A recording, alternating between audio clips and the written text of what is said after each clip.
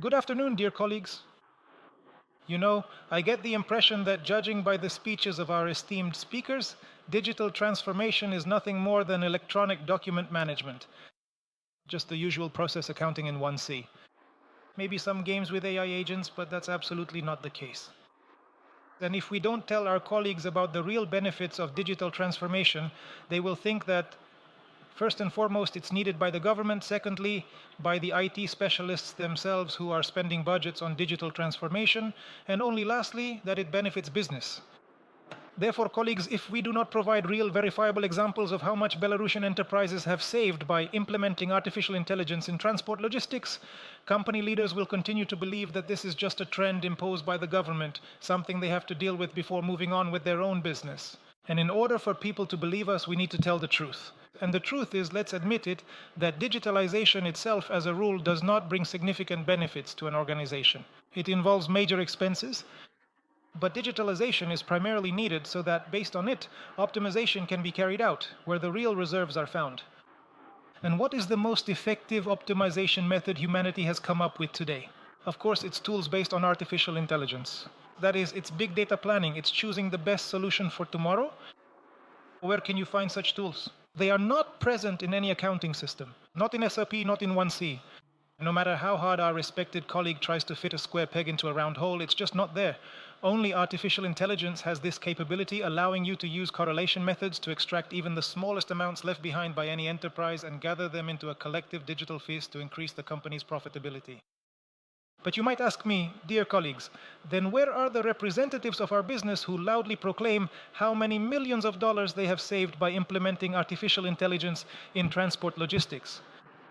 And as someone who is directly involved in these processes, and we have already implemented various artificial intelligence algorithms of our own design in 500 companies across the country, I can say with confidence that company leaders do not want to tell their competitors about how and what they have achieved.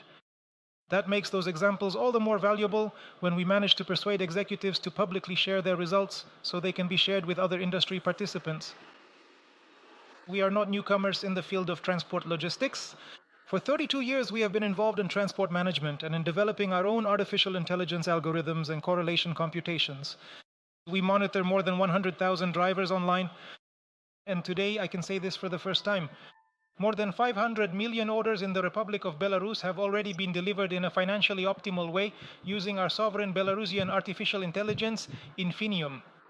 And not only have they been delivered in a financially optimal way, but they have also been automatically monitored and KPIs have been calculated for employees, enabling the company to move efficiently in an automated manner. You probably don't know this, but our artificial intelligence in logistics is already all around us. When you receive an EMS message from Belpochta, a postal delivery, or when you buy sausage from the Brest meat processing plant. Or maybe Delivery 24 is hauling a refrigerator up to the 3rd floor without an elevator for you. Or your wife is going to Wildberries to pick up yet another order at the pickup point. All of this has already been delivered optimally with the help of our artificial intelligence. But first, I would like to talk about the problems that await every manager on the path to implementing artificial intelligence. This is much more important than triumphant reports. And the first problem is that quite often the costs of these toys are higher than the returns, the profitability. In this sense, the example of X5 retail in Russia is quite telling. There was a problem, which was that a very large variety of Chinese vehicles of different types had just been put into operation, and it was difficult for mechanics and drivers to understand, for example, how to check the injector mode on some Dongfeng or how to check the pressure level in the brake system on a Sidrak.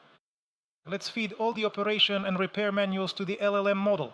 And it would seem logical that the mechanic would immediately get an answer to any question. We launched it. This is a basic AI agent developed on the basis of an LLM. We fed it all the manuals, but it turned out that the variety of questions people ask is much broader than what the system is prepared for. And the LLM starts, let's say, to hallucinate diplomatically with fancy words. In other words, it starts spouting nonsense. So they called in the IT specialists again, retrained the LLM again, started using it again, solved one problem, another cropped up, and so on and so forth.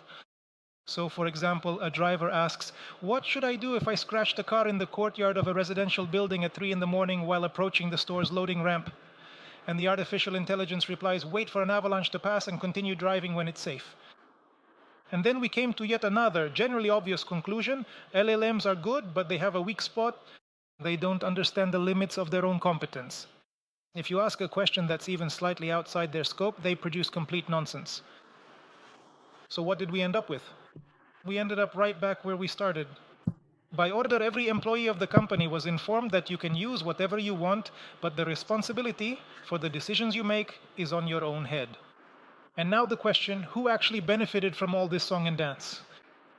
Only the IT specialists who created the LLM, endlessly trained it, and so on. And that's something we need to remember. The second problem is the lack of available implementation teams to introduce artificial intelligence into transport companies. Why? Not because there aren't any good employees. It's because employees today are overloaded, because every company has already optimized its staff numbers multiple times, and this poor logistics specialist has everything dumped on them. They're a jack of all trades doing everything at once, and they simply don't have time to implement artificial intelligence. And that's why we offer our own team. These are the faces of our employees who come to you and implement innovations on behalf of your staff without disrupting your processes, and only hand over the work when the result promised at the beginning has been achieved. The third problem is modern digital marketing. When we go to a pharmacy today, it feels like there is a medicine for every illness in the world, but none of us would ever think of trying all those medications on our own stomachs. First, we go to the doctor, get tested, look at the results, receive a diagnosis, and then buy only what we actually need specifically targeted to us. This is exactly the process we advocate for when implementing artificial intelligence. First comes a transport and logistics audit, identifying leaks and money losses, just like finding cracks and heat loss in this building. After that, there is a roundtable discussion within the company about how this can be done and what results can be achieved. Then implementation is carried out by our team as a rule, and the results promised in the transport audit are achieved. Without this, as a rule, artificial intelligence doesn't take off. A real-life example is the company KolesoPlus, the most well-known tire supplier in Belarus. In 2020, they sent their employees, primarily salespeople, to work remotely. In 2022, as we all know, everything changed drastically in the transportation business. The salespeople kept selling what they were used to. After all, they know everything about sales. We are experienced salespeople ourselves, so no one is in a hurry to go out and visit clients. It's time-consuming and labor-intensive. That's why, together with the company management, we optimized the salespeople's visiting routes using artificial intelligence, proving that these routes could be made denser, faster, and more efficient. And we added restrictions in the mobile app so that a salesperson can only fill out a client card while physically inside the client's geofence. In other words, we pushed the salespeople out into the field. As a result, clients started giving real feedback. Salespeople began selling clients what they actually needed, not what we thought they needed. And company sales increased by 20% almost effortlessly. OMA is a well-known chain of hardware stores. What's special about it? Each store also serves as a warehouse. For example, if you come in and order 20 bags of construction mix for tomorrow, there might be 5 in this store, 5 in another, and 10 in a third. And artificial intelligence has to plot the routes in such a way that, with minimal effort, the vehicle, while making deliveries to other clients, stops by the necessary stores, assembles your order package, and arrives to you at the time you requested. Today, all of this is calculated instantly right in the sales floor while you are writing out your receipt. You are offered a delivery time, you confirm it, and at that moment, give or take 5 minutes, you receive your goods at home the next day. Efficiency has increased by 9%, meaning the utilization of transport has improved, and the number of vehicles used for delivery has decreased by 23%. Just think about it, what else could provide such savings? A quarter of the fleet can simply be sold off, and a quarter fewer drivers are needed. And what's important is that all of this was accomplished not in 10 years or even 5, but in just 2.5 months from the start of implementation. That is, from the client's call to them receiving the result. 2.5 months. Take, for example, DiasAutoPlus, a well-known Belarusian supplier of auto parts. It's a highly competitive business. We all understand this very well. In that business, it's not the one who offers a suspension arm 2% cheaper who wins, but the one who delivers it to the service station faster. Because when a car is blocking the lift, the service station doesn't care who's a penny cheaper, they care about who can unblock the lift faster. That's why, with the help of artificial intelligence and with the involvement of the company's management, we analyzed minute by minute where money was being lost. Not money, but time at the initial stage of delivering the goods.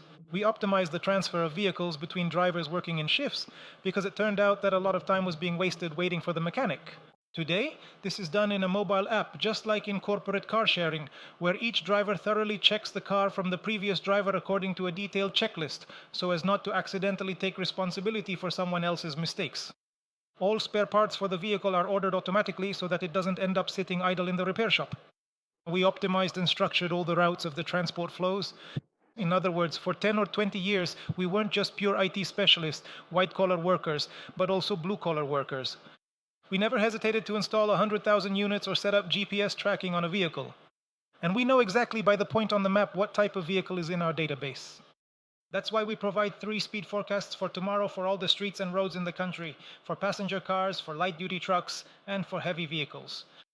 And this allows you, on your end, to give the driver the most demanding, yet still guaranteed to be achievable assignment. In simple terms, this is the essence of digitalization and optimization of your delivery flows. As a result, the delivery time of spare parts to the customer was cut in half. It used to be up to 6 hours, now it's a maximum of 3 hours. And sales have increased exactly twofold, proportionally. In other words, by delivering faster, we started selling more. Trans-Line-Brest is a well-known Belarusian international carrier with more than 50 vehicles.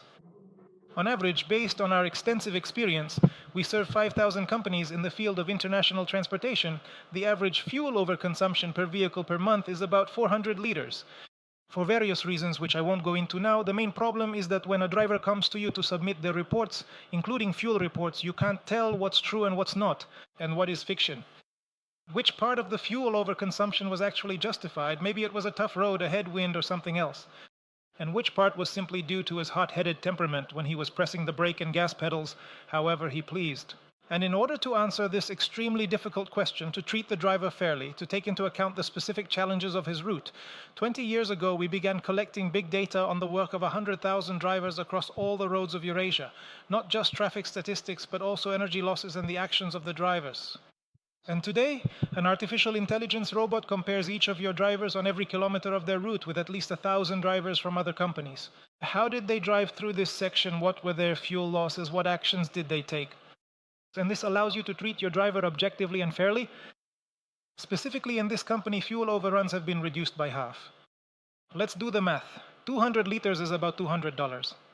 About the same amount is saved by reducing vehicle wear and tear, because unburned fuel means tires and injectors last longer, and you save another $200 by reducing accidents. Well, $500 or $600 is quite a significant amount for international transportation. Delivery 24, structured speed forecasting, dynamic route optimization, wave delivery, increased discipline among drivers and couriers due to the fact that in the mobile app they are required to report every action. Didn't open the door, couldn't reach by phone, refrigerator not accepted with a photo of a scratched side of the refrigerator, and so on. Mileage was reduced by 20%, delivery time was cut by a third, and the number of trips was also reduced by a third. In conclusion, colleagues, let me say this. When we strive to reduce our company's costs and, without risk or process breakdowns, achieve higher profitability, we are always tempted by enticers on both sides. On one side, there are the sellers of cloud solutions, and on the other, the builders of 1C systems. And if we look at cloud solutions, they can be quite effective, but each one is highly specialized. Some focus only on routing, others only on monitoring, some on risk and benefit management, some on driver training, and others on employee KPIs. But all these processes need to be running simultaneously in your company. And for this, they are connected through little ports on the back of these boxes, so-called APIs, so that they can work together. As a result, you get a tangled mess of wires that constantly sparks, integrations between systems keep failing, and the client is always to blame. And on the other side, there are the wonderful 1C or SAP builders who tell us about the beautiful buildings they will construct for us, showing us impressive renderings. This will be the optimization entrance, this will be the routing entrance, this will be the monitoring entrance, and so on and so forth. But we live in Minsk and we know what usually gets built behind the builders' renderings. Gondolas float between the entrances. Yes, there are paradise gardens on the rooftops, but in reality, it's a long-term construction project, not because the builders are bad, but because they have no interest in leaving the site. As long as they're building, the funding keeps coming in. And often the owner, just recently I had a candid conversation with one of the executives and owners of a transportation company. He was seriously bragging that he had invested $3 million into 1C TMS. That's just as ridiculous as bragging about how much money you've buried in the ground. But where's the return? Because in the mind of an executive, there's this feeling that just like I built my building for $10 million in a good location, it will bring me income for 100 years. In the same way, when I create my own digital system, that's also supposed to be stable.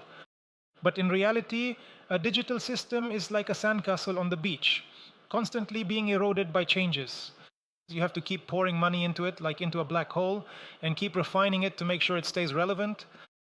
And as a result, it usually ends up costing on average 30 times more than a cloud-based system. So where is the truth, you might ask? As a rule, it's somewhere in the middle. In other words, the system should be comprehensive, it should cover all processes at once, it should be ready to launch this very month, and from the second month it should start delivering you tangible, measurable benefits in your balance sheet. And most importantly, the provider must guarantee that you will receive economic benefits from implementing artificial intelligence and should only consider their work complete when the promised results are reflected in your balance sheet.